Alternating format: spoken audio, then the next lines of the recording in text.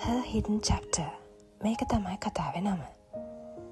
කොටස් වශයෙන් මම ඔයගලන්ට මේ කතාව කියනවා. මගේ නම අචි.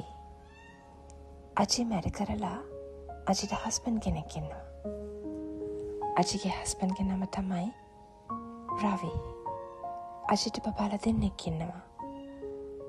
අචි මේම ජීවත් වෙනකොට අචිට මුණ ගැහෙනවා ෂේන් කියලා මැරි කරපු අවුරුදු 53ක විතර කෙනෙක්. අචිටත් සල්ලි තියෙනවා. ෂේන්ටත් සල්ලි තියෙනවා. ඉතින් ඔහොම යනකොට අචි ෂේන් එක්ක සම්බන්ධතාවයක් ගොඩනගා ගන්නවා. හැබැයි අචිගේ හස්බන්ඩ් වන රවිට කවදාවත් එක පෙන්නන්නේ නැහැ. එයා කරන්න උත්සාහ කරන්නේ හැම වෙලේම ෂේන් යාගේ හොඳ යාළුවෙක්, ෆැමිලිගේ හොඳ යාළුවෙක් කියලා පෙන්නන එක. ඉතින් දවසක් ෂේන්ට එයා එන්න කියනවා එයාගේ ගෙදරට. ඒගොල්ලන්ගේ ගෙදර උත්සවයක් තියෙන වෙලාවක. ෂේන් එනවා.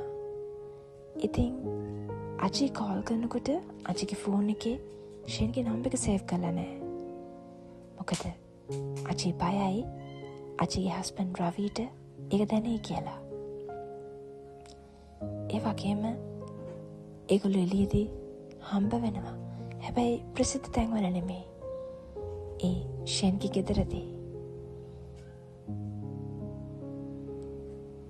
අචි කියන්නේ ගොඩක් හොඳින් ජීවත් වෙන්න පුළුවන් කෙනෙක්. කිසිම අඩුපාඩුවක් නැති කෙනෙක්. එහෙම කියලා තමයි අපිට හිතෙන්නේ. හැබැයි තමන්ගේ ජීවිතේ තමන් සැටිස්ෆයි වුණ නැති වුණාම මිනිස්සු මේ වගේ දේවල් කරනවා.